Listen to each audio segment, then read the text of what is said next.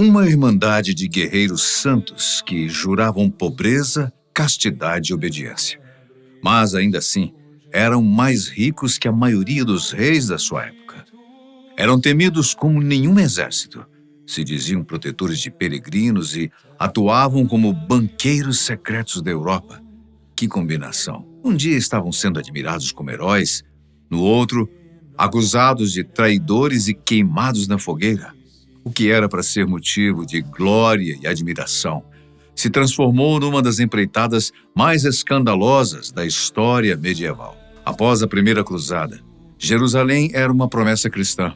Porém, para conseguir chegar até lá, os peregrinos passavam por estradas complicadas, com desertos infestados de bandidos, corpos espalhados a céu aberto. Por conta desse turbulento cenário do século XII, mais precisamente em 1119, quando a Terra Santa fervilhava com guerras, fé e comércio, 9 cavaleiros franceses, liderados por Hugo de Payens, se juntaram e decidiram criar algo nunca antes visto: a Ordem dos Pobres Cavaleiros de Cristo e do Templo de Salomão. Um nome tão longo quanto o peso dos seus deveres. Sua missão, pelo menos oficialmente, era clara e nobre: proteger os peregrinos cristãos que desejassem atravessar os desertos e rotas perigosas rumo à Terra Santa. Mas, como em toda boa história medieval, o que começa como devoção e serviço logo se mistura com política, poder e lendas que jamais morreriam. A escolha do quartel-general não foi aleatória. Eles resolveram se instalar em Jerusalém, perto da Igreja do Santo Sepulcro, no local que se acreditava ter sido o Templo de Salomão, uma construção mítica e carregada de simbolismo para judeus e cristãos. Essa ligação com o templo antigo não apenas inspirou como eles seriam conhecidos, templários, mas também alimentou séculos de teorias sobre possíveis segredos e relíquias escondidos sob aquelas pedras sagradas. Os templários eram uma ordem singular. Eram monges e guerreiros ao mesmo tempo. Vestiam túnicas brancas com uma cruz vermelha. Faziam votos de pobreza, castidade e obediência, mas empunhavam espadas e lanças com a mesma devoção com que faziam suas orações. Acreditavam que matar em nome de Deus não era homicídio, e sim um malicídio, ou seja, o ato de matar alguém que é considerado um mal, um inimigo numa guerra santa ou alguém que representa uma ameaça à fé. Esse seria justificado. Essa combinação de fé absoluta e habilidade marcial os transformou numa das forças mais temidas e ao mesmo tempo respeitadas de toda a Idade Média. Nas cruzadas, sua reputação cresceu rapidamente. Eram conhecidos por sua disciplina implacável no campo de batalha, combatendo sempre na linha de frente, protegendo não apenas os peregrinos, mas também as próprias fortalezas cristãs estabelecidas no Oriente Médio. Sua organização militar e estratégia os colocavam lado a lado com os exércitos mais bem treinados da época. Mas nem toda glória é eterna. E em 1187, na Batalha de Hattin, enfrentaram o carismático e estrategista líder muçulmano Saladino. Ali, sofreram uma das suas derrotas que seriam consideradas entre as mais amargas da história templária, perdendo grande parte dos seus cavaleiros. Mesmo assim, a aura de coragem e resistência dos templários continuou viva, e para muitos, esse foi o momento em que a lenda começou a superar a realidade. Foi após essa batalha que a sua sede foi transferida da Cidade Santa para São João de Acre. O sucesso de seus atos trouxe privilégios. O Papa os declarou independentes de reis e impostos. E apesar de cada cavaleiro templário viver sob o voto de pobreza, a ordem, como instituição, começou a acumular uma fortuna sem precedentes para a Idade Média. Reis, nobres e até camponeses faziam doações em terras, ouro e bens, acreditando que assim garantiriam proteção espiritual e apoio militar à causa cristã.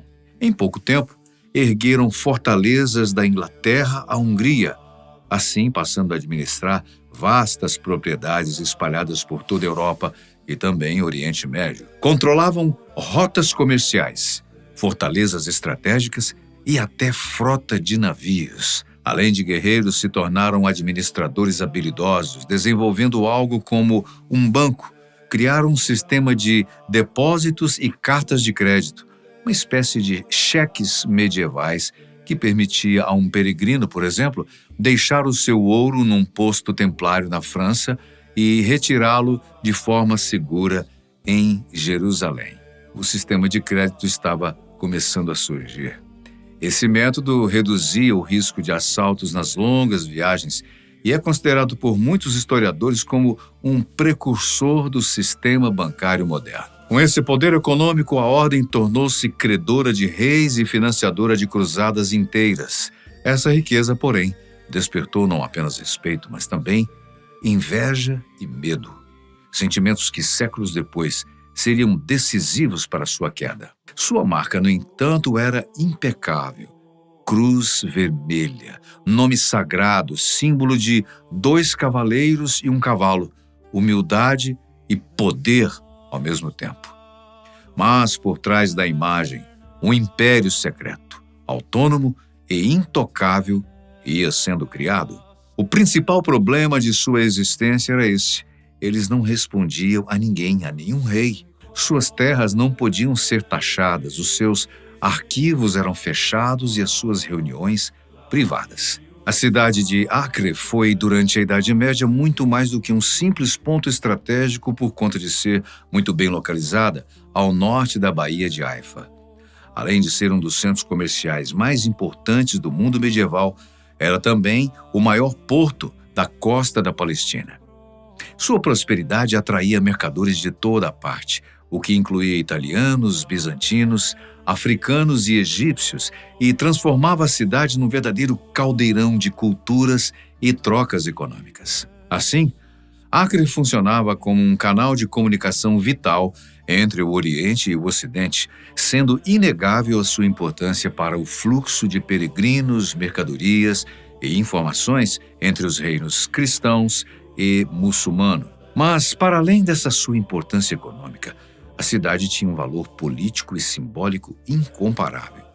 Já que servia como capital do Reino de Jerusalém, a cidade era reverenciada pelas 3 principais religiões da época: a cristã, a judaica e a muçulmana. E com uma população de cerca de 25 mil habitantes, representava aproximadamente 10% de toda a população do reino, o que concentrava poder, riqueza e influência num único ponto. Isso fazia a história da cidade ser marcada por contínuas disputas e ocupações. Desde sua fundação, por volta de 1500, a cidade passou pelas mãos de diversos povos: cananeus, assírios, romanos, bizantinos, muçulmanos e, finalmente, os cruzados.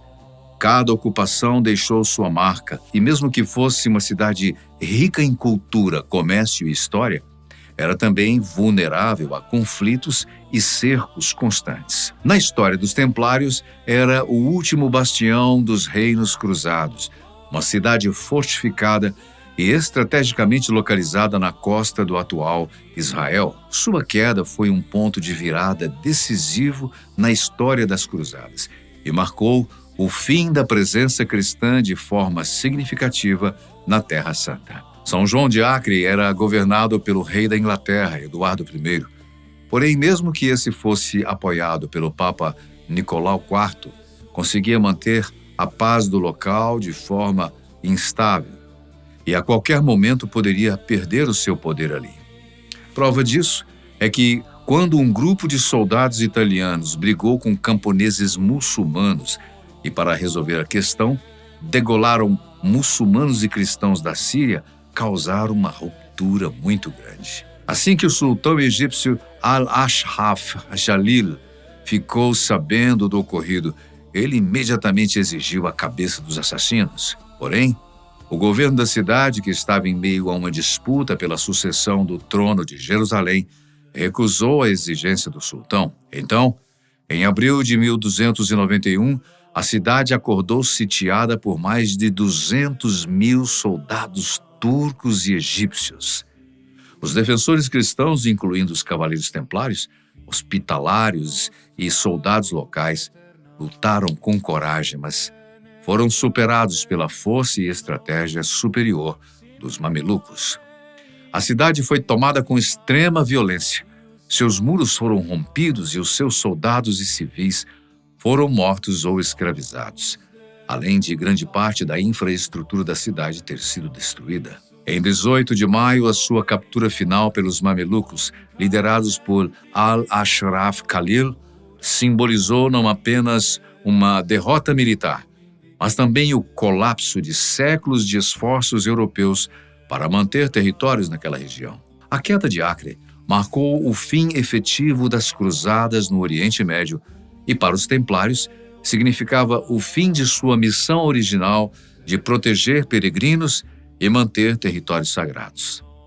Já que, sem a presença cristã na Terra Santa, a ordem perdeu o seu objetivo central, muitos começaram a questionar qual seria a função prática dos templários dali em diante.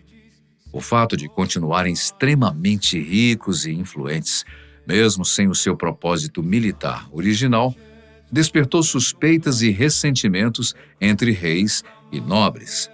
Alguns viam os seus castelos, frotas e terras como recursos ociosos que poderiam ser melhor aproveitados por governantes seculares. Além disso, a independência administrativa e financeira dos templários, que respondiam diretamente ao Papa e não aos monarcas locais, gerava atritos políticos. Para os governantes endividados, a existência de uma ordem tão poderosa, mas sem uma missão clara, parecia uma ameaça e uma tentação ao mesmo tempo. As cerimônias de iniciação templária eram envoltas em sigilo absoluto, conhecidas apenas pelos membros da ordem. Poucos relatos confiáveis chegaram até nós, mas a aura do mistério alimentou incontáveis teorias e suspeitas. O candidato, antes de se tornar cavaleiro, passava por juramentos solenes de obediência, pobreza e castidade, além de prometer fidelidade incondicional à ordem e à sua missão sagrada. Foi esse segredo, no entanto, que se tornou uma faca de dois gumes, e os seus inimigos políticos e religiosos aproveitaram o desconhecimento popular para espalhar rumores sobre os rituais secretos, relíquias ocultas e segredos encontrados sob o Templo de Salomão. Entre as acusações mais famosas estava de que os templários veneravam uma figura chamada Baphomet, um suposto ídolo pagão. Embora a palavra apareça em alguns registros de interrogatórios da época, muitos historiadores consideram que foi uma invenção ou deturpação usada para justificar a perseguição e dissolução da ordem. Bem, seja verdade ou não, essa névoa de mistério ajudou a criar a imagem dos templários como guardiões de segredos proibidos, uma reputação que, paradoxalmente, sobreviveu muito mais do que a própria instituição. Em 1307, 188 anos após sua fundação, iniciou-se o seu fim. O rei da França, Felipe IV, estava falido, com dívidas justamente com a ordem e precisava de um alvo. Então, foi assim que, ao amanhecer de uma sexta-feira, 13 de outubro, ordenou a prisão simultânea de todos os cavaleiros templários que estivessem em território francês. As suas tropas invadiram cada casa templária conhecida. Curiosamente, essa operação, que havia sido cuidadosamente orquestrada, é apontada por alguns como a origem da superstição ligada à sexta-feira 13. Por isso eu quis enfatizar o número 13. Os prisioneiros foram submetidos a interrogatórios brutais e tortura, que arrancaram confissões, entre aspas, de heresia, idolatria, ritos blasfemos e crimes obscenos, declarações que, segundo historiadores, tinham pouca ou nenhuma base real, mas serviram como justificativa para se aniquilar a ordem e se apoderar dos seus bens, uma prática que, infelizmente, ainda acontece nos nossos dias. Alguns negaram até o fim, enquanto outros foram queimados vivos. Sob pressão política, o Papa Clemente V acabou por dissolver oficialmente a Ordem dos Templários em 1312. Seus bens foram entregues aos hospitalários, mas o seu tesouro simplesmente desapareceu. 2 anos após a dissolução, o último grão-mestre conhecido, Jacques de Molay, foi condenado a morrer na fogueira. Antes de sua morte, ele teria lançado uma maldição sobre o rei e o papa, dizendo que ambos se apresentariam perante o julgamento divino em menos de 1 ano. E, de fato, ambos morreram poucos meses depois. Assim, nasceu uma das lendas mais duradouras sobre o fim dos Templários. Muitos acham que a história não termina aí, e teorias persistem há séculos sobre os feitos dos cavaleiros antes de serem julgados. Então, mesmo após a sua dissolução, a sombra dos Templários continuou a se projetar sobre a história. Há teorias que afirmam que, antes de serem capturados, parte de seus membros conseguiu escapar, levando consigo tesouros inestimáveis e documentos secretos, cujo conteúdo poderia mudar a compreensão que temos do mundo medieval, ou até da história da Igreja. Alguns estudiosos e entusiastas sugerem que os sobreviventes da ordem teriam se integrado discretamente a outras organizações, como a poderosa Ordem de Cristo, em Portugal, herdando navios, rotas marítimas e conhecimentos que ajudaram na expansão ultramarina. No imaginário popular, os Templários foram entrelaçados a alguns dos maiores mistérios da humanidade, como a guarda do Santo Graal, a proteção da Arca da Aliança e a fundação de sociedades secretas que mais tarde dariam origem à maçonaria. A sua aura mística permanece viva até hoje, alimentada por livros, filmes, jogos e documentários. Se transformaram em inspiração desde as lendas do Rei Arthur, passando pelas páginas dos livros de Dan Brown, como Código da Vinci, e ao jogo Assassin's Creed. Os Templários viraram um ícone de mistério, símbolos de poder oculto e de uma fé que transcende o tempo. Eles são retratados como guardiões de segredos milenares, prontos para inspirar novas histórias e teorias conspiratórias a cada geração. Porque, na realidade, não foi a lâmina que destruiu os Templários, mas sim todo o enredo que se construiu em volta deles. Uma narrativa carregada de segredos e que continua viva até hoje, alimentando teorias, inspirando romances e desafiando a história oficialmente contada.